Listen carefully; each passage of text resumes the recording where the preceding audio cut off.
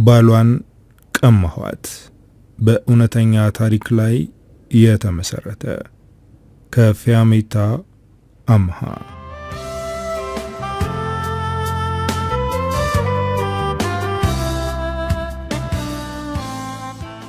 ሁልጊዜም ከቤት ስወጣ ድጋሚ እዚህ ቤት ላለመመለስ በውስጤ እየጸለይኩ ነው የምወጣው። ምክንያቱም ይሄ ቤት ደስታ ሳይሆን ስቃይን ያመጣብኝ። የምኖረው ከአክስቴ ጋር ነው። አክስቴ ያላደረገችኝ ነገር የለም። ብዙ ስቃይን አሳይታኛለች። እዚህ ቤት መኖርም የማልፈልገው ለዚህ ነው። ከልጅነቴ ጀምራ ያሳደገችኝ አክስቴ ናት። የተወለድኩት ገጠር ነው፣ ግን ቤተሰቦቼ እኔን የማሳደግና የማስተማር አቅም አልነበራቸውም። በዛ ምክንያት አክስቴ እኔ አሳድጌ ያስተምራታለሁ ብላ ወደ አዲስ አበባ መጣችኝ። ከቤተሰቦቼ መለየቴ በጣም ከባድ ነበር፣ ግን ለመማር ስለመጣው ደስ ብሎኛል። አክስቴ ለቤተሰቦቼ ቃል ገብታ ብታመጣኝም እሷ ግን ቃሏን አልጠበቀችም። እኔን እንደ ልጅ ሳይሆን በብር ቀጥራ እንደምታሰራት ሰራተኛ ነበር የምታየኝ። የምማረው የማታ ትምህርት ነው። ቀን ሙሉ ስራ ሰራ ነው የምውለው። ክላስ ውስጥ ቁጭ ስል እንቅልፍ ያንቀላፋኛል። በዚህ ሁኔታ ትምህርቴን መቀጠል አልቻልኩም። በተደጋጋሚ ወደ ቤተሰቦቼ መመለስ ፈልጋለሁ ብዬ ጠይቄያት ነበር። እሷ ግን እንኳን ወደ ቤተሰቦቼ ልትመልሰኝ ይቅርና በስልክ እንኳን እንዳናግራቸው አትፈቅድልኝም። ከሷ በላይ ደግሞ ባሏ በጣም ክፉ ሰው ነው። አንድ ነገር እያወቅኩም ሆነ ሳላውቅ ካጠፋው በይቅርታ አያልፈኝም። በጣም ይደበድበኛል። ከፍ እያልኩ ስሄድ ለምግብም መሳቀቅ ጀመርኩ። እስከምጠግብ መብላት አይፈቀድልኝም። በቀን አንዴ ነበር የምበላው፣ እሱንም ጥቂት። ይሄ ነገር እየባሰ ሲሄድ ስራ መፈለግ አለብኝ አልኳት። አክስቴ ተበሳጨች። የቤቱን ስራ ማን ሊሰራልሽ ነው? ስራ ልፈልግ የምትዩ አርፈሽ ተቀመጪ አለችኝ። ባሏ ግን ወጥቼ እንድሰራ ይፈልጋል። ወጣት ስራ እንጂ በዚህ እድሜዋ እሷን መቀለብ ግዴታ አለብን እንዴ ያላት። እሱ ራሱ ፋብሪካ ውስጥ እንድቀጠር አደረገኝ። በጣም ከባድ ስራ ነበር። ለደቂቃ እንኳን እረፍት አልነበረኝም። መቀመጥ አይቻልም። ወገቤና እግሬን ቀጠቀጥ ነበር። ማታ ከስራ ስመለስ የቤቱ ስራ ቁጭ ብሎ ይጠብቀኛል። በጣም የሚገርመው ደግሞ አክስቴ ትልቅ ሚስጥር ከኔ መደበቋ ነው። ከገጠር አጎቴ መጥቶ ነበር። የሚቆየው ለ3 ቀን ስለሆነ ስራ አስፈቅጄ ከሱ ጋር መቆየት ፈልጌ ነበር። ግን አክስቴ አይሆንም አለችኝ። ወደ ስራ ሄድኩ፣ ግን ስራ ቦታ መቆየት አልቻልኩም። አሰሬን አስፈቅጄ ወደ ቤት ተመለስኩ። ቤት ውስጥ ቁጭ ብለው እያወሩ ነበር። ለመግባት ወደ በሩ ስራመድ አጎቴ አንድ ነገር ሲናገር ጆሮዬ ውስጥ ገባ። ከሞቱ 6 ወር እየሆናቸው ነው። ሄዳ እርሟን ብታወጣ ጥሩ ነው አለ። ቆም ብዬ ማዳመጥ ጀመርኩ። እነማን ናቸው የሞቱት? ማናት እርሟን የምታወጣው እያልኩኝ እያሰብኩ ነው። ሲጀመር ሞቱ አልሞቱ እሷ ግድ የላትም። አላሳደጓት፣ አልጠቀሟት፣ ምን እርም ይኖራታል በማለት ማጣጣል ጀመረች። ይህኔ ውስጤ ተረበሸ። የሚያወሩት ስለኔ እንዳይሆን እየጸለይኩ ነው፣ ግን ጸሎት ያልሰራም። ከ6 ወር በፊት የሞቱት የኔ ቤተሰቦች ናቸው። አክስቴና አጎቴ የሚያወሩት ስለኔ ነው። ወደ ውስጥ ገብቼ ፊት ለፊታቸው ቆምኩኝ። የኔ አባትና እናት ናቸው የሞቱት በማለት ጠየቅኳቸው። አጎቴ ደንግጦ ከተቀመጠበት ተነሳ። አክስቴ ግን ምንም አልመሰላትም። እግሯን አነባብራ ተቀምጣ ጥፍሯን እየሞረደች ነበር። የሐዘን ሲቃ እየተናነቀኝ፣ ለምንድን ነው ያልነገርሽኝ? ክፋትሽ እስከዚያ አይመስለኝም ነበር። እንዳየሁት ከሆነ ግን ከማስበው በላይ ነው። እሺ ለኔ አልተናገርሽም። ለመሆኑ ግን አንቺ ለቀብር ሄደሽ ነበር? እንደማቀው ከሆነ በዚህ 6 ወር ውስጥ የትም አልሄድሽም። ስለዚህ ለቅሶ ላይ አልተገኘሽም። ምን አይነት ጨካኝ ሴት ነሽ በማለት ተናገርኳት። በንግግሬ በጣም ተበሳጨች። እንደተለመደው እጇን ፊቴ ላይ አሳረፈችብኝ። አጎቴ ስትመታኝ እያየ ዝም ብሎ ያያል። ምን አይነት ቤተሰብ እንደሆኑ ማሰብ ከባድ ነው። ወደ ጓዳ ገብቼ አለቀስኩ። የማለቅሰው በመታችኝ ጥፊ ሳይሆን በቤተሰቦቼ መሞት ነበር።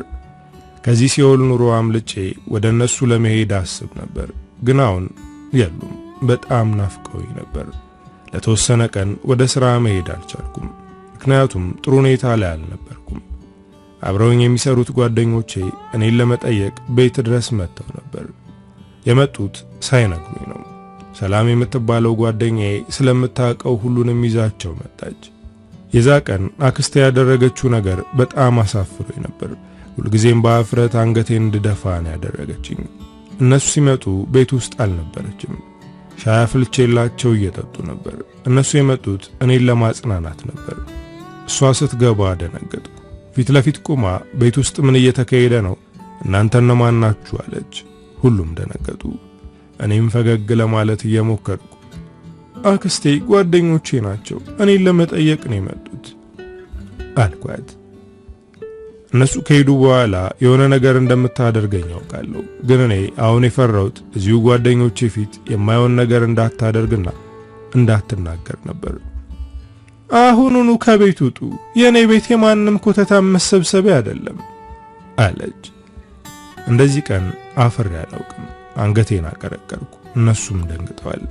የሚጠጡትን ሻይ አስቀምጠው ተነሱ። አንደኛዋ ወደ እኔ እያየች ለሁሉም ነገር ፈጣሪ አጽናሽ አለችኝ። ሁሉም ከቤት ሲወጡ እንባዬን መቆጣጠር አልቻልኩም። ለምንድነው እንዲመጡ ያደረግሽው? እያስተዛዘኑሽ ነው? ወጉ አልቀረብሽም አለች። እስከሚሄዱ እንኳን ምን አለ ብትታገሺ፣ በጓደኞቼ ፊት አንገቴን አስደፋሽኝ አልኳት። መቼም ክፉ ናት ብለሽ እያወራሻቸው ይሆናል። አሁን ደግሞ ከቤት ስላባረርኳቸው ያምኑሻል ብላ ሳቀች። ቆይ ለምንድነው እዚህ የምኖረው? ከዚህች አረመኔ ሴት ጋር ከምኖር ጎዳና ብወጣ አይሻልም አልኩኝ። ግን ፈራው። ጎዳና ላይ የሚደርሰውን አሰቃቂ ነገር አሰብኩት። የተወሰነ ቀን ልታገስና ተደብዬ የምኖርበት ሰው ፈልጋለሁ። እስከዛው እችላለሁ። ወደ ሥራ ስመለስ የጓደኞቼን ፊት ማየት በጣም ከብዶኝ ነበር። ግን ሁሉም በአፍረት አንገቴን እንድደፋ አላደረጉም። ጓደኝነታቸው እንደነበር ቀጠለ። በሆነው ነገር እንደምሸማቀቅ ሰላም ታውቃለች። ይህ አንቺን የሚያሸማቀቅ ሳይሆን እሷን የሚያሳፍር ነገር ነው። ስለዚህ አንቺ መሸማቀቅ የለብሽም አለችኝ። እንደዚህ የምትለኝ እኔ እንዳይከፋኝ ነው እንጂ በጣም የሚያሳፍር ነገር እንደሆነ አውቃለሁ። ከዛ ቤት ለመውጣት የምችለውን አደርጋለሁ። ከኔ ጋር ተዳብሎ የሚኖር ካለ አሳውቂኝ አልኳት። ሰላም ግን ከሌላ ሰው ጋር ተዳብለሽ ከምትኖሪ እዛው አክስትሽ ጋር ብትኖሪ ይሻላል አለችኝ። እኔ ግን ከአክስቴ ጋር ከምኖር ከሰይጣን ጋር ብኖር እመርጣለሁ። ብቻ ከዛ ቤት የሚያስወጣኝ ትንሽ እንኳን ምክንያት ቢኖረኝ እዛ አልቆይም። ከኔ ጋር ተዳብሎ የሚኖር ሰው ሳጣ ብቻቸውን ተከራይተው ከሚኖሩ ወንዶች ጋር መቀራረብ ጀመርኩ። ከአክስቴ ቤት ለመውጣት የማላፈቅረውና የማልወደው ሰው ጋር ለመኖር ዝግጁ ነኝ። አሌክስ ከሚባለው ወንድ ጋር ተዋወቅኩኝ። አሌክስን የቀረብኩት ወድጄው ሳይሆን ብቻውን ስለሚኖር ነው። ከሱ ጋር ብቀራረብም ወደ ቤቱ ይዞኝ ለመሄድ ፍቃደኛ አይደለም። ከኔ ጋር የምንገናኘው ውጪ ላይ ነው። በዛ ላይ ሁኔታውን ሳየው ከኔ ጋር አልጋ ይዞ ስሜቱን ለማርካት እንጂ ከኔ ጋር ኑሬ የሚል ወንድ አይደለም። እንደውም አንድ ቀን ለምንድነው ወደ ቤቴ የማትወስደኝ ብዬ ጠየቅኩት። እሱም ለይምሰል ያክል እወስድሻለሁ አለ። ይህንን ቃሉን ተመርኩዤ በቃ ካንተ ጋር አንድ ሳምንት እቀመጣለሁ አልኩት። ይህኔ ፊቱ ተቀያየረ። የምወስድሽ ቤቴን ላሳይሽ እንጂ እንድትቀመጭ አይደለም፣ አሁን ላይ ብቻዬን መኖር ነው የምፈልገው አለ። እኔ ከሱ ጋር ለመኖር እያመቻቸው ቢሆንም እሱ ግን ለአንድ ሳምንት እንኳን አልፈቀደልኝም። ከዛ በኋላ ከአሌክስ ጋር ግንኙነት አቋረጥኩ።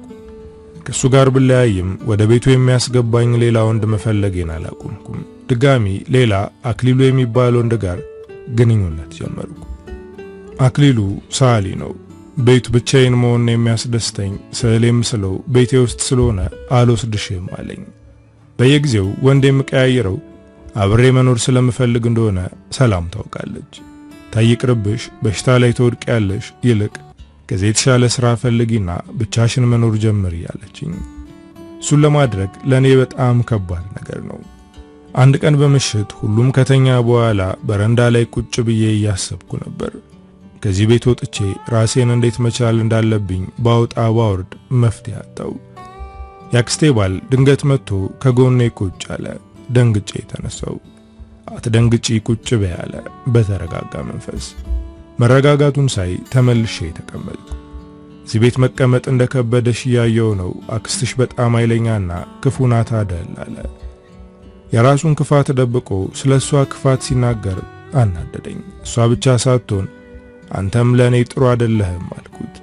እንደዚህ በድፍረት መናገሬ የሚገርም ለውጥ ነው። እሱም ሳይገርመው አይቀርም። እኔ አንቺን የምጫንሽ ወደፊት ስነ ምግባርሽ እንዲስተካከል ስለማስብ ነው። አስከፍቼሽ ከሆነ ይቅርታ፣ ግን በአንድ ነገር ልክስሽ ፈልጋለሁ አለ። በምን እንደሚክሰኝ እስኪነግረኝ ቸኩያለሁ። ይህ ሰው በህይወቱ ለመጀመሪያ ጊዜ ለኔ ጥሩ ማድረጉ ተአምር ነው። ከዚህ ወጥተሽ በሰላም መኖር እንደምትፈልግ ያውቃለሁ። ስለዚህ እኔ ቤት እከራይልሻለሁ። የዓመት የቤት ክራይ ከፍልልሻለሁ። ለማንም ሳትናገሪ ወጥተሽ እዛ መኖር ትችያለሽ። ስራሽንም መስራት ትቀጥያለሽ አለኝ። ደስ ብሎኛል፣ ግን ደንግጫለሁ፣ ግራ ተጋብቻለሁ። ለምንድን ነው ይሄን ሁሉ ለኔ የምታደርገው ብዬ ጠየቅኩት። እሱም የሚፈልገውን በቀጥታ ነበር የተናገረው። ማንም የማያውቅሽ ድብቅ ቅምጤ ትሆኛለሽ አለኝ። በድንጋጤ በርግጌ የተነሳው። አክስቴ ከጀርባዬ ቁማ እየሰማች መስሎኝ ተሰማኝ። ይሄ ሰውዬ ምን አስቦ ነው? ሊያስገድለኝ ነው እንዴ? ወደ ቤት ልገባ ስል እጄን ያዘኝ። በደንብ አስቢበት ሲለኝ የምሩን እንደሆነ መረዳት ችያለሁ። ሌሊትም ሙሉ እንቅልፍ ባይኔ ውል አላለም። በጣም ሳስብ ነበር። ከአክስቴ ጋር ተመሳጥሮ ይሆን? ምላሼ ምን እንደሆነ ማወቅ ፈልገው ይሆን እያልኩኝ ነበር። ስራ መስራት አልቻልኩም። የማስበው የአክስቴ ባል ያቀረበልኝን ስምምነት ብቻ ነበር። ለሰላም ላማክራት አሰብኩ፣ ግን ትታዘበኛለች። ምንም ቢሆን ከአክስትሽ ባል ጋር እንዴት ታስቢዋለሽ ትለኛለች። ስለዚህ ይህንን ነገር ራሴ አስቤ መወሰን አለብኝ። ይህ ስምምነት ለኔ ነፃነትን መስጠት ብቻ ሳይሆን አክስቴንም የምበቀልበት መንገድ ነው። ይህንን ከግምት በማስገባት ተወስናለሁ። ማታ ቤት ስገባ የሚያየኝ ጥያቄ ያዘለ አስተያየት ነው። መጥፎ ነገር ነው፣ ግን እሷም እኔ ላይ ያደረገችው ብዙ ነው። ስለዚህ በሐሳቡ እስማማ፣ እሷ ከምታደርገኝ አይበልጥም። በዛ ላይ በእኔ የሚያፍሩና አንገታቸውን የሚደፉ ቤተሰቦች የሉኝም። የራሴ ክብር ደግሞ ከነፃነት አይበልጥም። ቅድሚያ ነፃነት ይቀድማል ብዬ ወሰንኩኝ። እሺ በሐሳብ ተስማምቻለሁ አልኩት። በጣም ነበር ደስ ያለው። ራሴ ከማደርገው ነገር በላይ እሱ የሚያደርገው ነገር ያሳፍረኛል። እንደተነጋገርነው ከዛ አካባቢ ራቅ ያለ ቦታ ቤት ተከራየልኝ። የሚያስፈልገኝንም አሟላልኝ። ግን ውስጤ በጣም ፈርቷል። ቤት ተከራይቼ ያስቀመጥኩሽ እኔ መሆኔን ካወቀች ሁለታችንንም ትገለናለች። ስለዚህ ማንም እንዳያውቅ ብሎ በከባዱ አስጠነቀቀኝ። ለሱ ስል ሳይሆን ለራሴ ስል ግዴታ ሚስጥር እጠብቃለሁ። ምንም ሳልነግራት ከቤት ወጣው። ስራዬን ግን አልለቀኩም። ለተወሰነ ጊዜ መገናኘት የለብንም። አሁን ባንቺ መጥፋት በጣም ስለምትናደድ ማረጋጋት አለብኝ። ከተረጋጋች በኋላ እንገናኛለን አለኝ። በውስጤ ምናለ እስከ መጨረሻው ባልተረጋጋች እያልኩ ነበር። ከአክስቴ ቤት ወጥቼ ቤት መከራየቴን ለጓደኞቼ አልነገርኳቸውም። ምክንያቱም እንምጣ ማለታቸው አይቀርም። ሰላም ደግሞ ማን ያገዘሽ ብላ መጠየቁ አይቀርም። ስለዚህ ለተወሰነ ጊዜ ሚስጥር ማድረግ አለብኝ። የአክስቴ ባል ወደ እኔ የመጣው ከአንድ ሳምንት በኋላ ነው። የረፍት ቀኔ ነበር። ቤት መጥቶ እንደ አባወራ ሲቀመጥ በጣም እንግዳ የሆነ ነገር ነበር። አብረን ምግብ በላን፣ ቡና ጠጣን። ስለ አክስቴ እየነገረኝ ነበር። መጥፋቴን ስታውቅ እንደ እብድ አድርጓት ነበር። ለተወሰነ ቀን ብትናደድም ምኑን አይሆን ብላ አልፈለገችኝም። እንዲያውም ወንድ ተከትላ ነው ሄደችው እያለች ባለጌ እንደሆንኩኝ ክፍለ ሀገር ላሉ ታጎትና አክስቶቼ እንዲሁም ለሰፈር ሰው በሙሉ ስለኔ ስትናገር እንደነበር ነገረኝ። ክፍለ ሀገር ያሉ ዘመዶቼም ሆኑ የሰፈር ሰው ለኔ የሚጠቅሙኝ ነገር የለም። ስለዚህ ምንም ብትላቸው አይጨንቀኝም። አሁን ባሏ ከኔ ጋር ነው። ይህንን ብታውቅና ብትበሳጭ ደስ ይለኛል፣ ግን ለሱ ጥሩ አይደለም። እንድታውቅበት አይፈልግም። በዛ ላይ እኔንም ልትጎዳኝ ትችላለች። ስለዚህ እንዲሁ በድብቅ ቢሆን የተሻለ ነው። ለመጀመሪያ ጊዜ ከሱ ጋር አንሶላ ስንጋፈፍ በጸጸት አልቅሻለሁ፣ ግን ምንም ማድረግ አልቻልኩም። ከሱ ጋር ያለኝን ድብቅ ግንኙነት መቀጠል ለኔ ግዴታ ነበር። ከስራ ሲመለስ በፈለገበት ሰዓት እየመጣ ከኔ ጋር ያሳልፋል። እሱ ደስተኛ ነው፣ እኔ ግን ደስተኛ አይደለሁም። በምንም ምክንያት ይሁን ከዛ ቤት ስወጣ ደስተኛ እንደምሆን እርግጠኛ ነበርኩ። ግን አሁን እንደጠበቅኩት አይደለም። ከባድ ነገር ውስጥ ገብቻለሁ። የሰሞኑ ሁኔታሽ በጣም ተለውጧል፣ ግን በሰላም ነው በማለት ጓደኛዬ ሰላም ጠየቀችኝ። በጣም እየተጨነቅኩና እየተጸጸትኩ ስለነበር ለሷ ልተንፈስና ቀለል ይበለኝ ብዬ አሰብኩኝ። ለምሳ ወጥተን እዛው ግቢ ውስጥ ስለነበርን ለብቻችን ነበርን። ለመናገር ስጀምር አክስቴን በርቀት አዩአት። እኔም ፈልጋ ነበር የመጣችው። ይህን ያክል ቀን ሳትፈልገኝ እንዴት አሁን መጣች? የሆነ ነገር ሰምታ ይሆን እንዴ? በጣም ተጨነቅኩ። ሰላምም አክስቴን ስታያት ደነገጠች። የግቢው ጥበቃ መጥቶ አክስትሽ ልታናግርሽ ትፈልጋለች፣ በር ላይ እየጠበቀችሽ ነው አለኝ። የሥራ ጋውን እንደለበስኩ ወደሷ ሄድኩኝ። አሁንም እየፈራኋት ነው፣ ግን ለምን እፈራታለሁ? አሁን እኮ የምኖረው ብቻዬን ነው። ምን ታመጣለች ብዬ ራሴን ለማፍታታት ሞከርኩ። እሺ ጎረምሲት፣ ከቤት ከወጣሽ ረጅም ጊዜ ሆኖሻል፣ ግን እስካሁን አልተመለሽም አለችኝ። ድፍረት አሰባሰብኩ። ለዓመታት አይኔን እያየች ሰድባኛለች፣ አዋርዳኛለችም። ይሄ ብቻ ሳይሆን አካላዊ ጥቃትም አደርሳብኛለች። ግን አሁን እንደዛ ማድረግ አትችልም። የራሴን ሕይወት ጀምሬያለሁ። ከዚህ በኋላ ያንቺ እርዳታ ያስፈልገኝም አልኳት። በድፍረቴ ከት ብላ ሳቀች። ይህን ድፍረት ያለ አቅምሽ ያሸከመሽ ሰው ማን ነው አለችኝ። አሁንም እኔን እየናቀችኝ ነው። ማንም አላደፋፈረኝም። ነፃነቴንና ሰላሜን ስለምፈልግ ካንቺ ለመራቅ ወስኛለሁ። ከዚህ በኋላ ስራ ቦታዬ ድረስ እየመጣሽ አትረብሽኝ አልኳት። በያሁኑኑ ይሄንን ግልምጫሽን አቁሚና ወደ ቤት እንሂድ። እርግጠኛ ነኝ ጎዳና ስለነበርሽ እረፍት ያስፈልግሻል አለችኝ። ይሄን የምትለኝ የቤቱ ስራ ከኔ ውጭ ያለውን ስላላት ነው እንጂ ለኔ ያዝን አይደለም። እንደማልሄድና ከዚህ በኋላ እኔ እንድትረሳኝ ነገር ያባረርኳት። ስመለስ ለሰላም ልነግራት የጀመርኩትን ነገር ቀጠልኩት። ቤት እንደተከራየውና የሆነ ሰው ያገዘኝ እንደሆነ ነገርኳት። በጣም ነበር የተገረመችው። በቃ የሆነ ቀን ሰብሰብ ብለን እንመጣለን አለችኝ። የፈራሁት ይሄንን ነገር ነበር። አሁን ማንም እንዲያውቅ አልፈልግም። ስለዚህ ለጊዜው ባትመጡ ጥሩ ነው አልኳት። ምን ነው አዲሱ ፍቅረኛሽ እንዳክስትሽ እንግዳ አይወድም እንዴ ብላ ለመቀለድ ሞከረች። እኔ ግን ቀልዱ አልተመቸኝም። ተናገረችው ነገር እንዳስከፋኝ ስለገባት በጣም ይቅርታ አለችኝ። ወደ ቤት ስመለስ በጣም ደክሞኝ ነበር፣ ግን ማረፍ አልቻልኩም። የአክስቴ ባል ቁጭ ብሎ እየጠበቀኝ ነበር። ከመግባቴ ወደ ፍራሹ ይዞኝ ወደቀ። ዛሬ ደክሞኛል እባክህ ተወኝ አልኩት። እሱ ግን ሊተወኝ አልቻለም። ከአክስቴ ጋር ተጣልቶ ነው የመጣው። እናም ንዴቱን እኔ ላይ እየተወጣ ነው። የኔን ስሜት ሳይ የራሱን እየተከተለ በጣም ጎዳኝ። እያለቀስኩ ለመንኩት። እሱ ግን ለተወሰነ ደቂቃ ወደ አውሬነት ተቀይሮ ነበር። ሰውነቴ ይበልጿል። በዚህ ሁኔታው ከቀጠለ ይገለኛል። ከአክስቴ ባመልጥም ከባሏ ግን ማምለጥ አልቻልኩም። አሁን ደግሞ ከሱ እጅ ለማምለጥ እያሰብኩ ነው። ለነጻነቴ ያለኝ ጉጉት ወጥመድ ውስጥ እያስገባኝ ነው። አሁን ባለኝ ግንኙነት ደስተኛ እንዳልሆንኩ ለጓደኛዬ ነገርኳት። ሰላምም ደስተኛ የማትሆኝበት ግንኙነት ከሆነ ለምን አታየውም አለችኝ። እሷ እንደምትለው ቀላል ቢሆን ደስ ይለኝ ነበር፣ ግን ቀላል አይደለም። ከሥራ ወጥቼ ወደ ቤት እየሄድኩ ያለ ሌላ ከባድ ነገር ተፈጠረ። አስፓልት እየተሻገርኩ ያለ ድንገት በፍጥነት የሚመጣ መኪና ገጨኝ። ሁሉም ነገር ቅጽበታዊ ነበር። በጣም ተጎድቻለሁ። ወደ ሆስፒታል ሲወስዱኝ አላውቅም። የነቃሁት ከአንድ ቀን በኋላ ነበር። አይኔን ስገልጥ የማቀው ሰው ከጎኔ የለም። አንድ የማላቀው ወጣት ቁጭ ብሎ ነበር። ምኑኜ ነው ብዬ ጠየቅኩት። ትላንት የመኪና አደጋ ደርሶብሽ ነበር፣ እግዚአብሔር ይመስገን አሁን ደህና ነሽ አለኝ። እናንተ ማን ዶክተር ወይስ ነርስ ብዬ ጠየቅኩት። ዶክተርም ነርስም አይደለሁም፣ እኔ ነኝ አደጋ ያደረስኩብሽ ብሎ በፍርሃት አንገቱን አቀረቀረ። በጣም እንዳዘነና እንደተጨነቀ ያስታውቃል። አደጋው በደረሰብኝ ሰዓት ሐሳብ ውስጥ ነበርኩ። ግራና ቀኝ ሳላይ ነበር ለመሻገር የሞከርኩት። ስለዚህ ይሄ ነገር ያንተ ጥፋት ብቻ አይደለም፣ የኔም ጥፋት ነው አልኩት። በጥቂቱ ፈገግ አለ። ከዚህ ጠይም ወጣት ጋር ያለ ምክንያት አልተገናኘውም መሰል። ፈገግ ሲል በጥቂቱም ቢሆን ልቤ ደንግጧል። ለቀናት ቁጭ ብሎ ሲያስታምመኝ ነበር። ጠፋች ብሎ የሚፈልገኝ የለም። እሱም ብቸኛ መሆኔን አስተውሏል። ቤተሰብ የለሽም እንዴ? እስካሁን ማንም አልደወለልሽም አለኝ። ሰላም አንዴ ደውላ ነበር፣ ግን ደህና ነኝ ብዬ መልእክት ላኩላት። ከዛ ውጪ አልተደወለም። ያክስቴ ባል እንኳን የት ነሽ ብሎ አልደወለም። ብቻዬን ነው የምኖረው። ከአክስቴ ጋር ተጣልተናል። ስለዚህ ስለኔ የሚጨነቅ የቅርብ ሰው የለኝም አልኩት።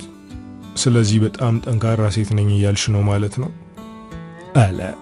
ጥንካሬ ከብቸኝነት ጋር ምን እንደሚያገናኘው አላውቅም ብዬ መለስኩለት።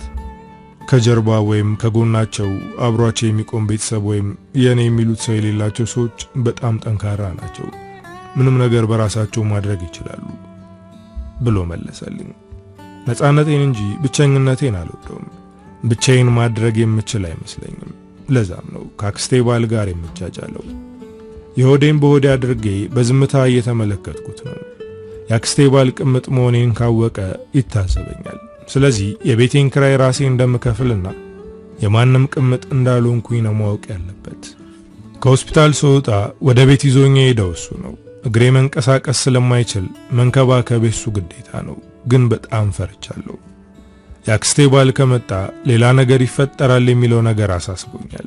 ይሄ ወጣት እስከሚሻለኝ ድረስ ከኔ ጋር ለመቀመጥ ወስኗል። አሁን ደህና ነኝ፣ ስለዚህ መሄድ ትችላለህ አልኩት። ይህንን ያልኩት ከአንገት በላይ ነበር እንጂ የእውነት ደህና ሁኝ አይደለም። የራስን ሕይወት ተመቀመጥ ጥሩ አይደለም ብዬ ድጋሚ እንዲሄድ ነገርኩት። እኔም እንዳንቺ ብቸኛ ሰው ነኝ፣ ስለዚህ የኔ መጥፋት የሚያስጨንቀው ሰው የለም አለ። ዳንኤል ይባላል። ተወልዶ ያደገው እዚሁ አዲስ አበባ ውስጥ ነው። አስተዳደጉ ጥሩ የማይባልና በስቃይ የተሞላ ነው። እናቱ ሴተኛ ዳሪ፣ አባቱ ደግሞ ሰካራም ነበር። ገና በልጅነቱ ሥራ እንዲሰራ እያደረጉ ጉልበቱን ይበዘብዙት ነበር። ግን እሱ ብልህ ልጅ ስለነበር ከነሱ ጠፍቶ ለራሱ መስራት ጀመረ። ለዓመታት አንገቱን ደፍቶ የሰው ፊት እየገረፈው ሰራ። አባቱ በመጠጥ ብዛት መንገድ ላይ ሙቶ ተገኘ። እናቱም ብዙ ሳትቆይ ሕይወቱ አለፈ። ዳንኤል ጉዞውን አላቆመም። ጠንክሮ መስራቱን ቀጠለበት። ጠንክሮ የሰራ ደግሞ የተሻለ ሕይወት ይኖረዋል። አሁን ቤትና መኪና አለው። በዛ ላይ መርካቶ ውስጥ ትልቅ መደብር አለው። ሰራተኛ ቀጥሮ ያሰራል። እሱ ሌላ ሥራ ይሰራል። ዳኒ ስለ ሕይወቱ ሲነግረኝ በራሴ አፈርኩኝ። እኔ ራሴን ለመቻል ወንድ ላይ መንጠልጠልን ነበር የመረጥኩት። እንደሱ ራሴን ዝቅ አድርጌ ተሯሩጬ ሥራ ብሰራ እለወጥ ነበር። አሁን ጥገኛ አልሆንም ነበር። በጣም ጠንካራ ነህ እና ከጎን ሆና የምታግዝ የሕይወት አጋር የለችም ብዬ ጠየቅኩት። ነበረችኝ፣ ግን አሁን የለችም አለ። አሁን የት ሄደች ብዬ መጠየቅ ፈልጌ ነበር፣ ግን በጥያቄ ያጨናነኩት ስለመሰለኝ መጠየቄን ተውኩት። ግን እሱ ነገረኝ። በጣም የሚወዳት ሴት እንደነበረች፣ ነገር ግን በከባዱ ጎርታው እንደሄደች ሲነግረኝ በጣም ነበር ያሳዘነኝ። ለመጋባት እየተዘጋጁ በነበረበት ሰዓት እርጉዝ እንደሆነች አወቀ። ዳኒ በጣም ደስተኛ ነበር። እሱ ባደገበት መንገድ ልጁ እንዳያድግ ተዘጋጅቶ መጠበቅ አለበት። ይሄ ብቻ ሳይሆን ለልጁ ፍቅር ለመስጠት ጓጉቷል። እሱ እናቱም ሆነች አባቱ ፍቅር አልሰጡትም። የሚያስጠላ አስተዳደግ ነው ያደገው። ስለዚህ ልጁም እሱ ያጣውን ፍቅር ማጣት የለበትም። ልጃችንን ደስተኛ እናደርገዋለን አላት። እሷ ግን ደስተኛ አትመስልም። ለምንድነው ቅር ያለሽ? ማርገዝሽ አላስደሰተሽም ብሎ ጠየቃት። ደስተኛ ለመሆን እየሞከረች ነው፣ ግን ደስተኛ እንዳልሆነች በደንብ ያስታውቅባታል። ከትንሽ ጊዜ በኋላ ዳኒ እጮኛው እንደከዳችው አወቀ። ያረገዘችው ከሱ ሳይሆን ከቅርብ ጓደኛው እንደሆነ ደረሰበት። ይሄ ለሱ በጣም ከባዱና የሚጎዳ ነገር ነበር። ይህንን ሲነግረኝ በጣም አዘንኩለት። ግን እኔም እያደረግኩት ያለውት ነገር ከሱ እጮኛ ድርጊት አይተናነስም። በጣም ከባድ ክህደት ነው። አይዞ ፈጣሪ የሚክስ አምላክ ነው አልኩት። እሱም ፈገግ ብሎ ተመለከተኝ። አሁን ላይ የሆነው ሁሉ ለበጎ ነው ብዬ ተቀብየዋለሁ፣ ስለዚህ ደስተኛ ነኝ አለ። ዳኒን እየወደድኩት ነው፣ ግን ደግሞ ወደ ኋላ የሚጎትተኝ ነገር አለ። ጊዜ ያስተካክለዋል ብዬ ለፈጣሪ ለጊዜ ተቸዋለሁ። ሰላምና ሌሎቹ ጓደኞቼ ሊጠይቁኝ ሲመጡ ዳኒ ቤት ውስጥ ነበር። ሰላም ዳኒን እንዳየችው ነበር የወደደችው። አይኗ ከሱ አይነሳም። ይሄንን አስተውያለሁ። ከጎኔ ተቀምጣ ስለነበር ወደ ጆሮዋ ጠጋ ብዬ በሹክሹክታ አደጋ ያደረሰብኝ ሰው የተመቸሽ ይመስለኛል ስላት ከት ብላ ሳቀች። ካንቺ ማምለጥ ከባድ ነው፣ የልቤን እንዴት አወቅሽ አለችኝ። እሷ እንደዚህ ስትለኝ የቅናት ስሜት እየተሰማኝ ነበር። ሰላም ከዳኒ ጋር ለመግባባት የምትችለውን እያደረገች ነው። ጭራሽ ቀጣይ ሳምንት የእህቷ ሰርግ ላይ እንዲገኝ ጠራችሁ። እሱም እመጣለሁ አላት። በጣም እየቀናው ነው። ለሰላም ከአክስቴ ባል ጋር የጀመርኩትን ነገር ነግሬያት ስለነበር እንዴት ሆንሽ ከዛ ሰውዬ ለመራቅ ሞከርሽ ብላ ጠየቀችኝ። ይህን ነገር ባታነሳብኝ ደስ ይለኛል። እሷ ግን ያለውበትን ማወቅ ስለምትፈልግ ነገርኳት። አደጋው ከደረሰብኝ ከአንድ ቀን በፊት ነበር ያየሁት። ከዛ በኋላ መጥቶ አያውቅም። ብዙ ጊዜ ዳኒ እዚህ ስለሆነ መምጣት ፈርቶ ይሆናል አልኳት። ሰላም ለኔ በጣም ትጨነቃለች። አሁንም እየተጨነቀች ነው። ይህ ሰውዬና አክስትሽ አንድ ነገር እንዳያደርጉሽ እየፈራው ነው አለችኝ። እኔ አሁን ልቤ ሌላ ቦታ ነው። ስለነሱ ማሰብ አልፈልግም። ይሄንን ለሰላም በነግራት ደስ ይለኝ ነበር፣ ግን ዳኒን ፈልገዋለች። ለማንኛውም ያንን ሰው ያናግሪውና ከህይወትሽ አስወጪው አለችኝ። እኔም እንደዛ ለማድረግ እያሰብኩ እንደሆነ ነገርኳት። ጓደኞቼ ከሄዱ በኋላ ዳኒም ለመሄድ እየተዘጋጀ ነበር። ጓደኞችሽ በጣም ደስ ይላሉ አለ። አዎ፣ በተለይ ደግሞ ሰላም በጣም ደስ የምትል ሴት ናት። ብልህና አስተዋይ እንዲሁም ከሰው ጋር ተግባባለች አልኩት። ይህንን ያልኩት የሱን ሁኔታ ለመረዳት ነው። በዝምታ ተመለከተኝ።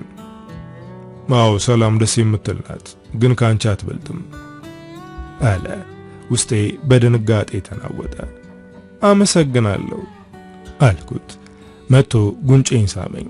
ነገ ሰላምን መጥራት ትችያለሽ፣ ጠዋት በጊዜ መጥቼ አርዳለው በስራ እንድታግዘን ንገሪያት ብሎ ወጥቶ ሄደ። ይሄ ሰው ልቤንም ጭንቅላቴንም እየተቆጣጠረኝ ነው። እንዴት እንደማደርግ አላውቅም። ፍቅር እንደያዘኝ እየተሰማኝ ነው። የአክስቴ ባል ጋር ያቆሸሽኩትን የህይወት መንገዴን እንዴት አድርጌ ላስተካክለው?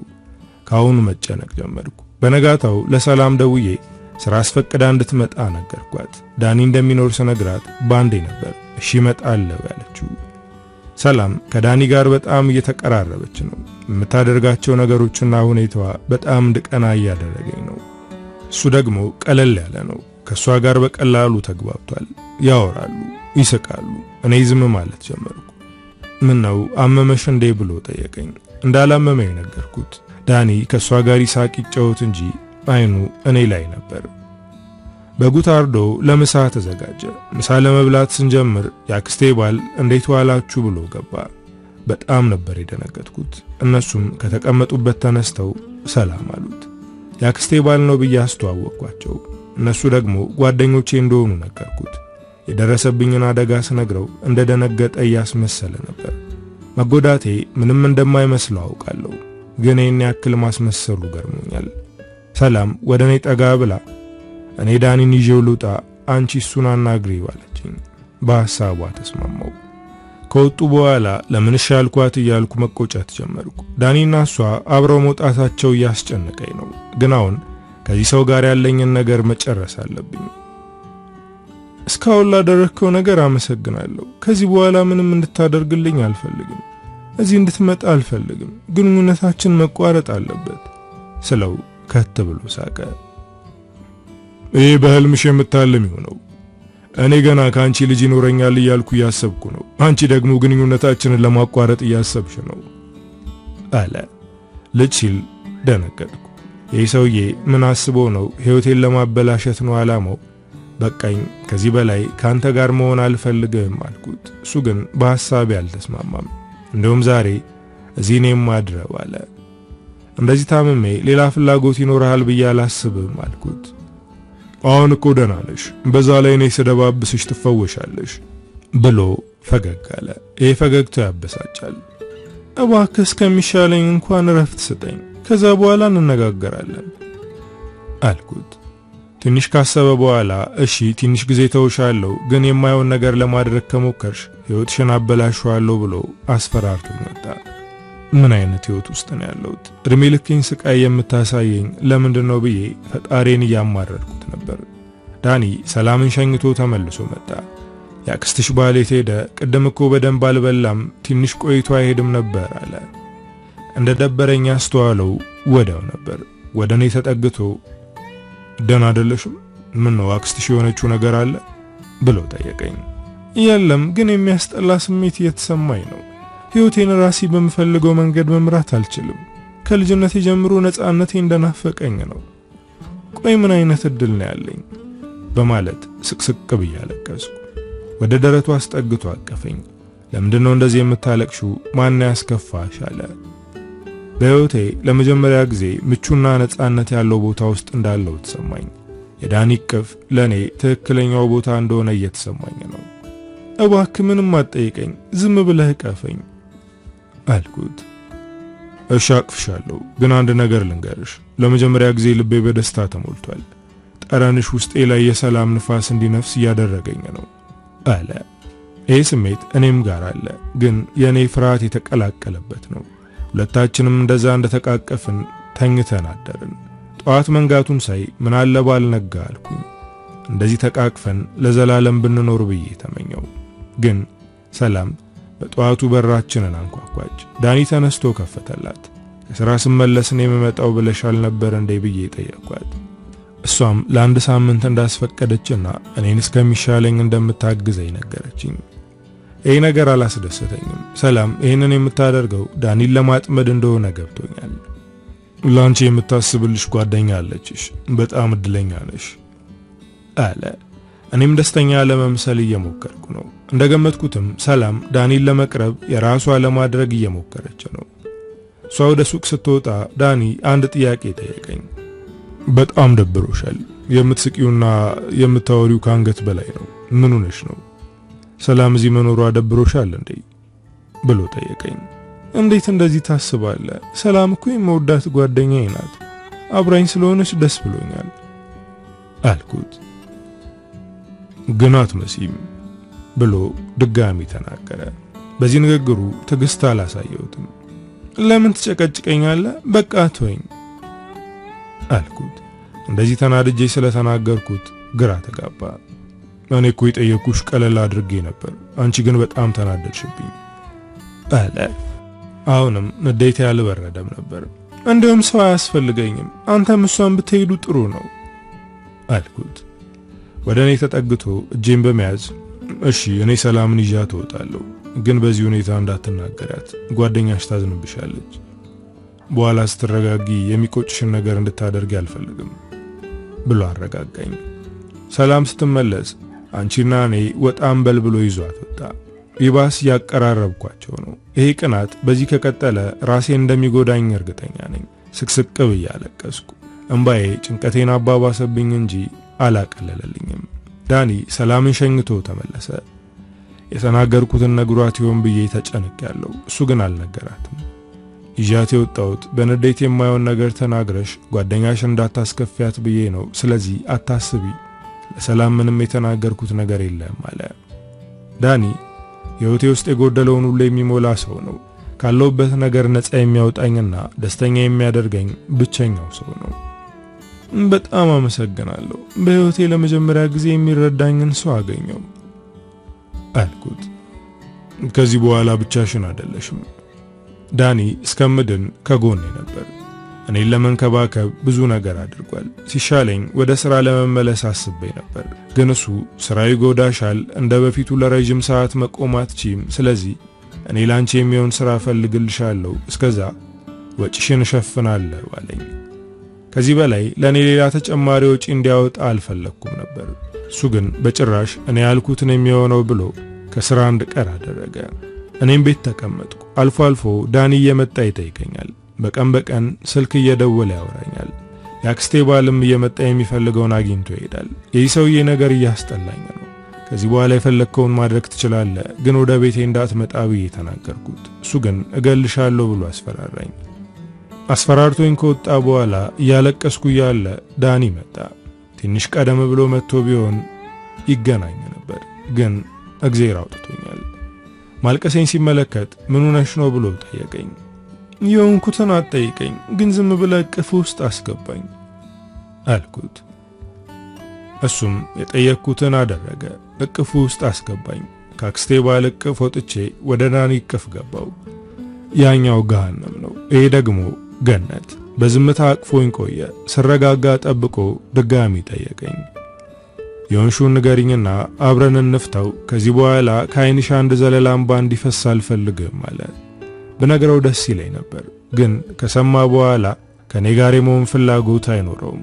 በእርግጠኝነት ይጠላኛል። እኔ ደግሞ በዚህ ሰዓት እንዲርቀኝ አልፈልግም። ስራ ስለሌለኝ ወይም ገንዘብ ስለሚያስፈልገኝ ሳይሆን ዳኒን ስላፈቀርኩት ነው። እሱ በግልጽ ባይነግረኝም እንደወደደኝ ያስታውቅበታል። ከኔ ጋር ቆይቶ ሄደ። እሱ እንደሄደ ሰላም መጣች። ከወትሮ ተለይታብኛለች። አለባበሷም ሁኔታዋም ተለውጧል። ምን አዲስ ነገር አለ አልኳት። እሷም እየተፍለቀለቀች ከዚህ በኋላ አለቃዬ ዳኒ ነው አለች። የተናገረችው ነገር ስላልገባኝ ምን ማለት ነው ብዬ ጠየቅኳት። ሰላም ደስታዋን መቆጣጠር አቅቷታል። ዳኒ የሱ ሱቅ ውስጥ እንድሰራ ቀጠረኝ። ከዚህ በኋላ እዛ ደባሪ ፋብሪካ ውስጥ አልሰራም አለች። ለኔ ስራ እንደሚፈልግልኝና ሲያገኝ እንደሚነግረኝ ነግሮኝ ነበር። ግን አሁን እንደማየው ለኔ ሳይሆን ለሰላም ነበር የሚጨነቀው። በጣም ተናድጃለሁ። ግን የሰላምን ደስታ ማበላሸት ስላልፈለኩ ደስተኛ እንደሆንኩ ያስመሰልኩ ነው። ሰላም እኔን የሚያናድር ነገር መናገሯን ቀጠለች። በዛ ላይ የወደደኝ ይመስለኛል። እኔም ከሱ ክንፍ የሚያደርግ ፍቅር ይዞኛል አለችኝ። በዚህ ሰዓት እኔም ለሱ ፍቅር እንዳለብኝ ብነግራት ጥሩ ነበር። ቢያንስ የሚያናድር ነገር ማውራቷን ታቆም ነበር። ግን ጓደኛዬን አጣታለሁ። እኔ እንደወደድኩት ቀድሜ ነግሬሽ ነበር ትለኛለች። እንደ ካዲ ትቆጥረኛለች። በዛ ላይ ለዳኒ ከአክስቴ ባል ጋር ያለኝን ነገር ብትነግረውስ? ዝም ብል ይሻላል። ሰላም በቅርቡ ለዳኒ ፍቅሯን እንደምትገልጽለት ነገረችኝ። ህይወት ወደ ማን እንደምትገፋው ሁለታችንም አናውቅም። ስለዚህ በዝምታ አጠብቀዋለሁ። ምናልባት ገፍታ ወደ እኔ ልታመጣው ትችላለች። በነጋታው ለዳኒ ደውዬ ቤት እንዲመጣ አደረግኩ። ለምን እንደጠራሁት ለማወቅ የቸኮለ ይመስላል። እኔም ብዙ ሳላስጠብቅ ነገርኩት። ለኔ ስራ ፈልግልሻለሁ ብላ የነበረኝን ስራ እንድተው አደረክ፣ ግን እስካሁን ስራ ልታገኝልኝ አልቻልክም። ለሌላ ሰው ሲሆን ግን ስራ አታጣም፣ ለዛውም የራስህ ሱቅ ውስጥ ሌላ ሰው ቀጠርክ አልኩት። በረጅሙ ተንፍሶ ሰላም ናት የነገረችሽ ብሎ ጠየቀኝ። በጣም ተናድጄ ስለነበር በንዴት ተሞልቼ ነው የምናገረው። ምነው እንዳትናገሪ ብልሃት ነበር እንዴ አልኩት። እኔ ላንቺ የተሻለ ነገር እየፈለኩልሽ ስለሆነ ነው አለ። ይሄ ንግግሩ አልተዋጠልኝም። አላምንህም አልኩት። እሺ በቃ እውነቱን ልንገርሽ አለ። የሚነግረኝ እውነት ምን እንደሆነ ለመስማት እየፈራው ነው። ከሰላም ጋር ፍቅር ጀምረናል ቢለኝ ምን እንደምል አላውቅም። ፈጣሪ ሆይ ብርታቱን ስጠኝ ብዬ ማዳመጥ ጀመርኩ። እኔ ላንቺ የራስሽን ስራ እንድትሰሪ ያመቻቸው ነው። በቅርቡ መርካቶ ውስጥ ልብስ ቤት ይኖርሻል አለ። በራሴ አፈርኩ። እሱ በትልቁ እያሰበልኝ፣ እኔ ግን በማይረባ ነገር እየወቀስኩት ነው። አጥብቄ ያቀፍኩት። በጣም አመሰግናለሁ ስለው እሱም ግንባሬን ሳመኝ። አንድ ነገር ልነግርሽ ነበር ግን ደግሞ ፈራው አለ። ምንም የሚያስፈራ ነገር የለም ንገረኝ ብዬ አበረታታሁት። አሁን የምነግርሽ ነገር ከማደርግልሽ ነገር ጋር አይገናኝም። አንቺን የማግዝሽ ማገዝ ግዴታዬ ስለሆነ ነው። በዛ ላይ ላንቺ ይገባሻል እንጂ እንደ ውለታ እንድትቆጥሪው አይደለም። ይህንን ነገር አድርጎልኛልና የሚጠይቀኝን ሁሉ እሺ ማለት አለብኝ ብለሽ እንድትጨነቂ አልፈልግም ሲለኝ የሚነግረኝ ነገር ምንድነው ብዬ ማሰብ ጀመርኩ። ካንቺ ፍቅር ይዞኛል፣ ባገባሽና ሚስቴ ብትሆኚ ደስ ይለኛል አለ። ሙሉ ሰውነቴን ደስታ ወረረኝ። የምናገረው ጠፋብኝ። በዝምታ ተመለከትኩት። ምን ነው ዝም አልሽ? የሆነ ነገር በይ አለ። በጭንቀት አንደበቴ ስታሰርብኝ በመሳም ምላሽ ሰጠሁት። ከንፈሩን ስለሳምኩት ምላሹን አውቆታል። አቀፈኝ። ሕይወትሽን በደስታ ሞላዋለሁ፣ ደስተኛ ሴት አደርግሻለሁ አለ። እኔና ዳኒ ፍቅር ጀመርን። ያሉብኝን ችግሮች እዛው ባሉበት እንዲቀጥሉ አድርጌ ከሱ ጋር ደስታና ፍቅር የተሞላበት ሕይወት መኖር ጀመርኩ። ሰላምም ሆነች አክስቴ ባል ከዳኒ ጋር ፍቅር እንደጀመርኩ አያውቁም። ለምንድነው ጓደኛሽ እንድታውቅ ያልፈለግሽው ብሎ ጠየቀኝ።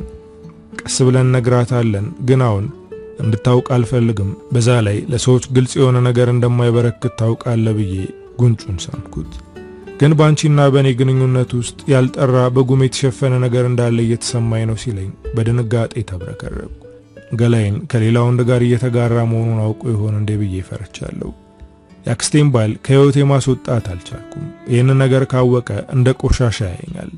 ድጋሚ አይኔን አያየውም። ለምንድነው ጥርት ብሎ የማይታየህ አልኩት።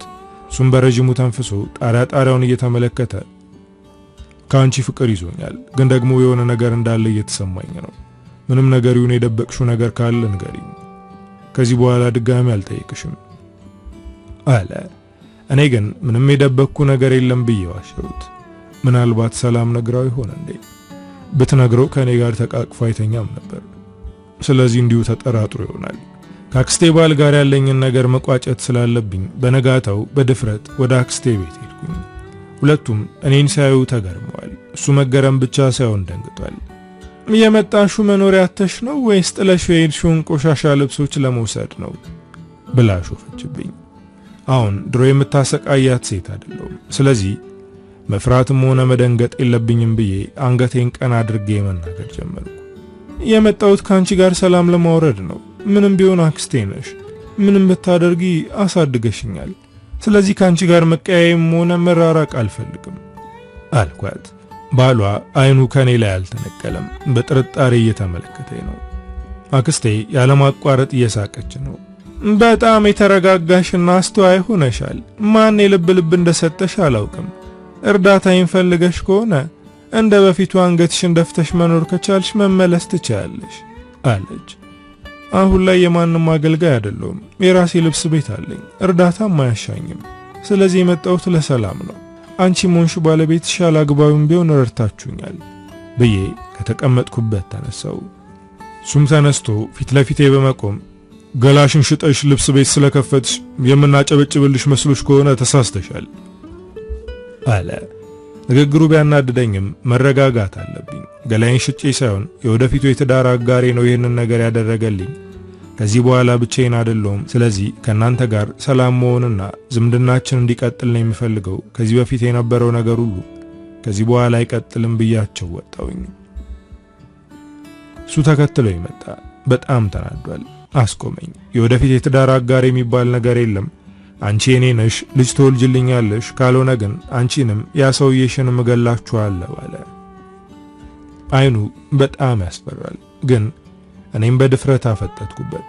ከዚህ በኋላ አንተ የምትፈልገው ሳይሆን እኔ የምፈልገው ነው የሚሆነው። አርፌ የማትቀመጥ ከሆነ ሁሉንም ነገር ለአክስቴ ነግራታለሁ ስለው ለአሁኑ ያሸነፍሽ ስለመሰለሽ መሄድ ትችያለሽ፣ ግን ሕይወትሽን አበላሽዋለሁ ብሎ ወደ ቤት ተመልሶ ገባ።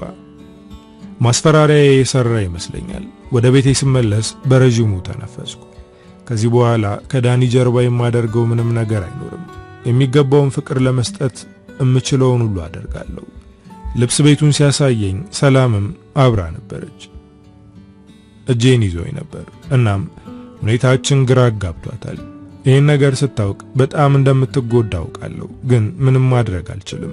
ሰላም እኔን ለመጉዳት ብላ የማይሆን ነገር እንደማትናገር እርግጠኛ ነኝ። ይሄ ልብስ ቤት ከዚህ በኋላ ያንቺ ነው ብሎ ቁልፉን ሲሰጠኝ ቀና ብዬ ተመለከትኳት። አይኖቿ በቅናት ቀልተዋል። በሁኔታችን ግራ ስለተጋባች ዳኒ እውነቱን ነገራት። ሰላምዬ፣ አንድ ያልነገርኩሽ ነገር አለ። እኔና ጓደኛሽ ከዚህ በኋላ ማንም የማይለየን ጥንዶች ነን። ለሚዜነት ተዘጋጂ። በቅርቡ ሰርግ ይኖረናል አለ። ሰላም ተደናገጠች። እንኳን ደስ አላችሁ ብላ ጥላን ወጣች። ዳኒ በሁኔታዋ ግራ ተጋብቶ እኔን እያየ ምኑና ነው ደስ ያላት አትመስልም ብሎ ጠየቀኝ። ስላልነገርኳት ደብሯት ነው። አንተ እዚህ ጠብቀኝ፣ እኔ አናግራታለሁ ብዬ ተከትያት ወጣሁ። በፍጥነት ነው የምትራመደው። ሩጬ ደረስኩባት። እጇን ይዤ አስቁሜ ሰላምዬ ይቅርበኝ፣ ፍቅርን መቆጣጠርና መርሳት ይከብዳል። መቼም ትረጅኛለሽ ብዬ አስባለሁ። ካንቺ በፊት ነው የፍቅር ስሜት የተሰማኝ፣ ግን ደግሞ እንደምታውቂው ከአክስቴ ባል ጋር የነበረኝን ነገር ታውቂዋለሽ። ስለዚህ እሱን ሳላስተካከል ፍቅሬን ይፋ ማድረግ የለብኝም ብዬ ዝም አልኩኝ። አንቺ የነገርሽኝ ያኔ ነበር አልኳት። ያኔ መናገር ነበረብሽ። ብትነግሪ ኖሮ አሁን እንደዚህ ስብርብር አልልም ነበር። ግን አንቺ ራስ ወዳድ ነሽ። የሌላ ሰው ጉዳት አይመለከትሽም። የምታስቢው ለራስሽ ጥቅም ብቻ ነው። በእርግጠኝነት ከዳኒ ፍቅር ይዞሽ ሳይሆን ከዛ ሰውዬ ነፃ ለመውጣት ብለሽ ያደረግሽው ነገር ነው። ይዘገይ ይሆናል እንጂ ዳኒ ይህንን ማወቁ የማይቀር ነው። ያኔ ትክክለኛ ፍቅር ወዳለበት ይመጣል ብላ ሄደች። ሰላም በጣም የምወዳት ጓደኛዬ ናት። በዚህ ሁኔታ መለያየታችን ያሳዝናል። ግን አሁን ዳኒን አጣዋለሁ፣ ሰላም ታሸንፋለች ብዬ አልሰጋም። በስተመጨረሻም ደስ የሚል ሕይወት መኖር ጀመርኩ። ዳኒ ቃሉን ጠብቆ ደስተኛ እያደረገኝ ነው። ለሰርጋችንም እያሰብን ነው። በሁለታችንም በኩል የሚመጣ ዘመድ የለንም። ሰርጉ ለምን ያስፈልጋል አልኩት። እንደዛ ከሆነ ቀለል ያለ ፕሮግራም እናዘጋጅና ጓደኞቻችንን እንጥራ አለ። በእኔ በኩል ያሉት መምጣታቸውን እርግጠኛ አይደለሁም አልኩት። ዳኒ የሰላም ማኩረፋውን ድረስ ግልጽ አልሆነለትም። ለምን አልነገርሽኝም ብላ ይህን ያክል ጊዜ ማኩረፏ ግልጽ አልሆነልኝም አለ። እኔም ነገሩ እንዳይከር ብዬ እሷ እንደዚህ ናት በቃ ሂጂ አናግራታለሁ አልኩት። አንቺ አክስትሽን አናግሪ እኔ ሰላምን አናግራታለሁ አለ። ዳኒ ሰላምን ለምን አኮረፍሻት ሲላት እንዳትነግረው ስለፈራው እኔ አናግራታለሁ አልኩት። ግን እሱ እኔ ነኝ ብሎ ድርቅ አለ። ከዚህ በላይ ከተጫንኩት የሆነ ነገር እንዳለ ይጠረጥራል። ስለዚህ እኔ አክስቴን ድጋሚ አናግሬ በደስታዬ ቀን ከጎኔ እንድትሆን ለመጠየቅ እሱ ደግሞ ሰላምን ለማናገር ተስማማን። ግን ውስጤ በፍርሃት እየተናወጠ ነው። ይሄ ነገር እስከ መቼ ነው የሚቀጥለው? ሕይወቴን ሙሉ በሰቀቀን መኖር ልቀጥል ነው? ፈጣሪ ብዙ ነገር እንዳሳልፍ አድርጎኛል። አሁን ደግሞ የደስታ ምዕራፍ እንድጀምር ይርዳኝ። ካልሆነ ግን ዳኒን አጣዋለሁ። ድጋሚ ብቻዬን እቀራለሁ እያልኩኝ እያብሰለሰልኩ ነበር። ወደ አክስቴ ቤት ሄድኩት። ወደ ግቢ ስገባ ባሏ ውጪ ቁጭ ብሎ ጺሙን እየላጨ ነው። እሷም ስልክ እያናገረች ነበር። ስታይኝ ንግግሯን አሳጥራ ስልኩን ዘጋች። እንዴት ናችሁ አልኳቸው። አክስቴ አሁንም በጥሩ አይን አታየኝም። ዛሬ ደግሞ ምን ፈልገሽ መጣሽ አለችኝ። የደስታዬ ቀን ከጎኔ እንድትሆኚ ልጠይቅሽ ነው የመጣሁት። ሰሞኑን አገባለሁ። ካንቺ ውጪ የኔ የምለው የምቀርበው ሰው የለኝም። ስለዚህ እንድትመጪ ልጠይቅሽ ነው አመጣጤ አልኩኝ። ባሏ የሚያየኝ አስተያየት በጣም ያስፈራል። ወደሱ ማየቴን አቁሜ ትኩረቴን እሷ ላይ ብቻ አደረኩ። ማሰቃየሽኝ ክፉ ነሽ ስትይኝ አልነበር እንዴ? እንዴት ዛሬ ከኔ ውጪ ዘመድ እንደሌለሽ አስታወሽ አለችኝ። ከዚህ በፊት የነበረው ሁሉ ሆኖ አልፏል። ከዚህ በኋላ ወደ ኋላ መመልከት ሳይሆን ወደፊት ማየት ነው ያለብን። ስለዚህ አንቺ ያሳደግሽኝ አክስቴ ነሽ። የደስታዬ ቀን አብረሽኝ እንድትሆኝ ይፈልጋለሁ አልኳት። አክስቴ ትንሽ ለዘብ ያለች ትመስላለች። በዝምታ ስታሰላስል ቆየች። ባሏ በመሃል መዘባረቅ ጀመረ። ነገ ጥሏት የሚሄደው ወንድ ጋር ለመጋባት መቸኮል ምን ይሉታል? አንቺ አርፈሽ ተቀመጪ አላት። እሷ ግን የሱን ንግግር አልሰማችም። በደስታሽ ቀን አብሬሽ ሆናለሁ፣ ግን አንድ ነገር እንድታደርጊልኝ እፈልጋለሁ አለች። በእርግጠኝነት ፕሮግራሙ ላይ ላለመገኘት ከባድ ነገር ልጠይቀኝ ነው ብዬ እየጠበቅኩ ነው። ባሏም ገንዘብ ልጠይቀኝ እንደሆነ እርግጠኛ ነበር። አክስቴ ያልጠበቅነውን ነገር ነበር የተናገረችው። ከቤተሰቦችሽ ነጥዬ ሳመጣሽ ልንከባከብሽና ላስተምርሽ ቃል ገብቼ ነበር፣ ግን እኔ በቃሌ አልተገኘውም። ብዙ ስቃይ እንድታይ አድርጌሻለሁ። ሁሉንም ነገር ችለሽ መቀመጥሽ በጣም ጠንካራ እንደሆንሽ የሚያረጋግጥ ነገር ነው። እኔ ጥፋቴ የገባኝና የተጸጸትኩት አንቺ ከሄድሽ በኋላ ነው። ግን እንደምታውቂው ለኛ ነኝ። መሸነፍ አልወድም። ተሸንፌ ፊት ለፊትሽ ቁሜ ይቅርታ መጠየቅ ውርደት መስሎ ተሰማኝ፣ ግን ትክክል አልነበረም። ባልወልድሽም ልጄ ነሽ። እባክሽ ይቅር በይኝ። የደስታ ቀን የሚገኘው ይቅር ስትይ ብቻ ነው አለች። የአክስቴ ንግግር ያልተጠበቀ ነው። ግን አሁንም ይቅር ካላልሽኝ አልመጣም ማለቷ አሁንም ገና እንዳልተቀየረች የሚያሳይ ነው። ግን እንድትመጣ ስለምፈልግ ይሄን አልተናገርኩም። ይቅር ብዬሻለሁ፣ አንቺም ይቅር በይኝ አልኳት። የኛ ይቅር መባባል ባሏን አበሳጭቶታል። ከልጅነቷ ጀምረሽ ለፍተሽ አሳድገሽ ከቤት ስትወጣ አመሰግናለሁ ያላለችሽን ሴት እንደ ቤተሰብ መቀበልሽ ይገርማል። በዛ ላይ ይቅርታ ጠያቂዋም አንቺ ነሽ አላት። በንግግሩ ተበሳጭቻለሁ፣ ግን ይህንን መናገሩ አልገረመኝም፣ ምክንያቱም በእኔ ስለተናደደ ነው። ከዚህም በላይ ብዙ ነገር ሊያደርግ ይችላል። ስለዚህ መገረም የለብኝም። አንተ እሷና እኔን ይቅር ማባባል ነበረብህ። አንተ ግን ነገሩን እያባባስክ ነው። ይሄ ደግሞ ጥሩ አይደለም። አንተም እንደ አባቴ ነበርክ እኮ ስለው ከት ብሎ ሳቀ። እኔ ግን መናገሬን ቀጥያለሁ። አንተም የደስታዬ ቀን እንድትገኝ እፈልጋለሁ አልኩት። አክስቴ የእውነት ይሁን ውሸት ባላውቅም እንደተጸጸተች እያስመሰለች ነው። ይቅር ተባብለናል። ከዚህ በኋላ እንደ ቤተሰብ እንደጋገፋለን አለችኝ። ስላሳመንኳት ደስ ብሎኛል። ከዚህ በፊት ያደረገችውን ረሳዋለሁ። እኔም ያደረኩትን ፈጣሪ ይቅር ይበለኝ። ከዚህ በኋላ እንደማይደገም እርግጠኛ ነኝ። አዲስ ምዕራፍ ጀምራለሁ። ከዚህ በፊት የኖርኩትን ሕይወት የሚከስ ሕይወት እኖራለሁ። ከዳኒ ጋር ደስተኛ ሆናለሁ። ልጆች እንወልዳለን። እኔ ቤተሰብ ይኖረኛል። በእርግጠኝነት ዓለም ላይ እንደኔ ደስተኛ ሴት ያለች አይመስለኝም። አክስቴ ወደ እኔ ተጠግታ ስታቅፈኝ ማመን አልቻልኩም። ጊዜ ብዙ ነገር ያሳያል። አክስቴ እንዳቀፈችኝ የግቢው በር በኃይል ተንኳኳ። አክስቴ ድምጿን ከፍ አድርጋ ገመዱን ሳቡት አለች። የግቢው በር ተከፈተ። የገባውን ሰው ሳይ በድንጋጤ ክው ብያለሁ። ዳኒ ነበር። ከኋላው በሩጫ ሰላም ተከትለው ገባች። የሆነ ነገር ተፈጥሯል።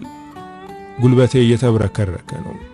አክስቴ ግራ ተጋብታ አቤት እናንተ እነማን ናችሁ በማለት ጠየቀች። እኔ ፈጠን ብዬ እሱ ጮኛዬ ነው ዳንኤል ይባላል፣ እሷ ደግሞ ጓደኛዬ ናት ሰላም ትባላለች አልኩኝ።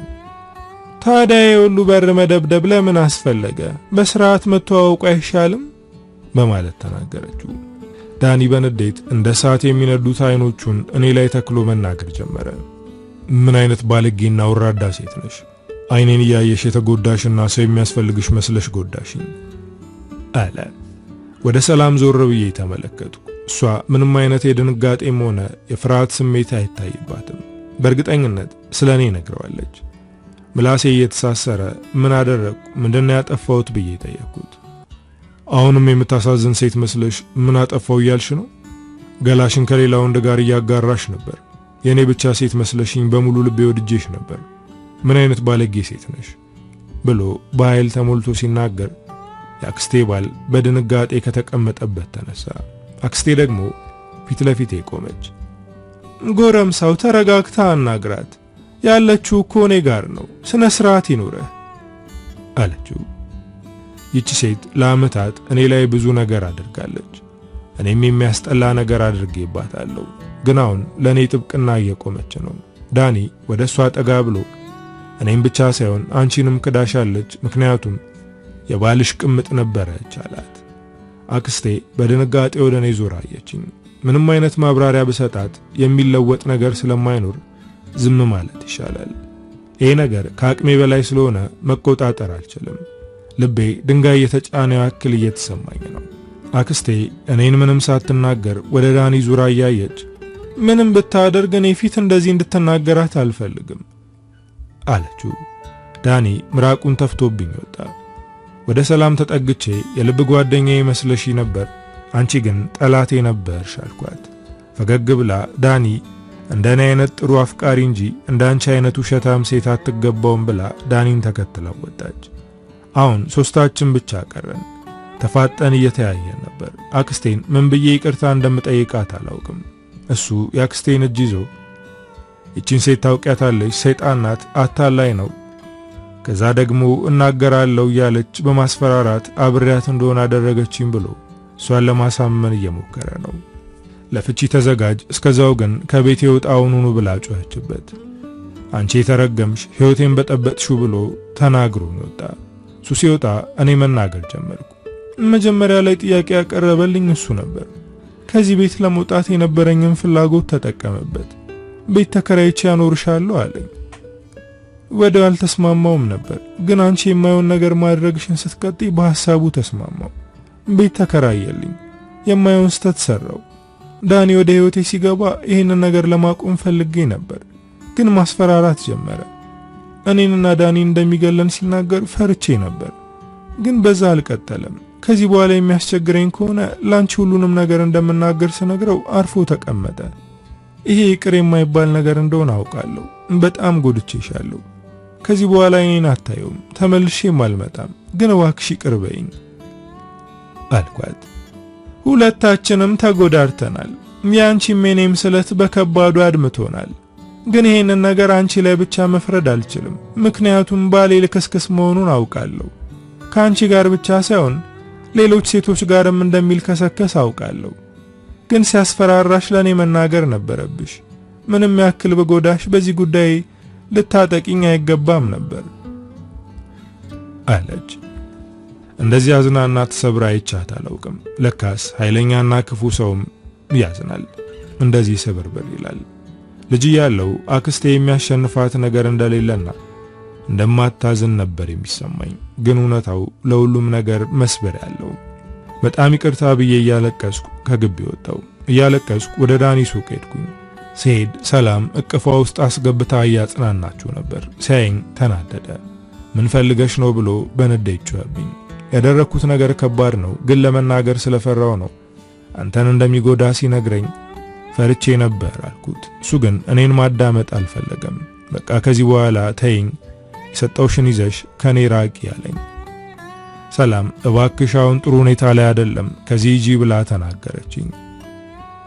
የልብስ ቤቱን ቁልፍ ከቦርሳዬ አውጥቼ እስከዛሬ ላደረክልኝ ነገር ሁሉ አመሰግናለሁ፣ ከዚህ በኋላ ራሴን መቻል አይከብደኝም አልኩኝ። ቁልፉን የተቀበለችኝ ሰላም ናት። ሲቃ እየተናነቀኝ በፍጥነት መራመድ ጀመርኩ። ቤቴ በጣም ሩቅ ነው፣ ግን በእግሬ እየሄድኩ ነው። ሰፈር አካባቢ ስደርስ ድጋሚ በመኪና ተገጨው። በአሁኑ ከባድ ግጭት ነበር ያጋጠመኝ። ሕይወቴ በድግግሞሽ የተሞላ ነው። የሚደጋገመው ደግሞ መጥፎ ነገር ነው። ሆስፒታል ገባው። በአሁኑ አይኔን ስገልጥ ሁለት ሰዎች ከጎኔ ተቀምጠው ነበር። አንዷ አክስቴ ናት፣ ሌላኛው ደግሞ የገጨኝ ሰው ነው። አክስቴን ሳያት አይኔን ባሞላ። እጄን በመያዝ አይዞሽ አብሬሻለሁ አለችኝ። ይሄ እውነተኛው አዲሱ የሕይወቴ ምዕራፍ ነው። ፈጣሪን እያመሰገንኩ ሕይወቴን ማጣጣም የጀመርኩት ከዚህ በኋላ ነበር። በአሁኑ አክስቴ አስታመመችኝ። የገጨኝ ሰውም ከጎኔ ነበር። ተስፋ ይባላል። እውነትም ለኔ ተስፋ ነው። በጣም ጠንካራ እንደሆንሽ ያየው ነው። ካንቺ ጋር በመተዋወቄ ደስተኛ ነኝ፣ ግን እንደዚህ ጎድቼሽ ባይሆን ጥሩ ነበር ሲለኝ ማልቀስ ጀመርኩ። በትንሽ ነገር ሆድ ይብሰኛል። እኔ ጠንካራ አይደለሁም፣ እንደምታስበኝ አይነት ሴት አይደለሁም ብዬ የሰራሁትን ኃጢአት ልነግረው ስሞክር ሁሉንም ነገር አውቃለሁ። አክስትሽ ነግራኛለች፣ ግን አሁን በዛ ነገር እንደተጸጸትሽ እርግጠኛ ነኝ። አክስትሽ ይቅር ብላሻለች፣ አንቺም ለራስሽ ይቅርታ አድርጊ። አሁን አዲስ ሕይወት ትጀምሪያለሽ አለ። ይሄ ሰው የኔ ተስፋ ነበር። እንደ መጀመሪያው ትውውቃችን ባደጋ ቢሆንም ይሄ ስለኔ ሁሉንም ያውቃል፣ ተረድቶኛል፣ እያገዘኝም ነው። ከአክስቴ ጋር የነበረውን ሁሉ እንዳስተካክል የረዳኝ ይሄ ሰው ነው። ይሄ ሰው የአዲሱ ምዕራፌ ዋና አካል ነው። ሰላምና ዳኒ እንደተጋቡ ሰምቻለሁ። አሁን ላይ ለነሱ ደስ ብሎኛል፣ ምክንያቱም እነሱ ከሕይወቴ ባይወጡ ተስፋን ማግኘት አልችልም ነበር። አክስቴም ከባሏ ጋር ተፋታለች። ያ ሰውዬ ከኛ መራቁ አስደስቶኛል። ተስፋ ባሌና የልጆቼ አባት ሆኗል። ደስተኛ ሴቱኝ እየኖርኩ ነው። አበቃው። ከፊያሜታ አማሃ።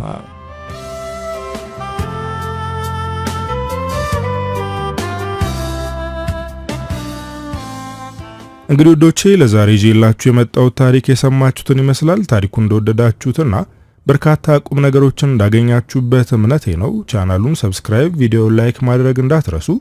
በቀጣይ በሌላ ስራ እስክንገናኝ ሀገራችንን ሰላም ያደርግልን። ቻው።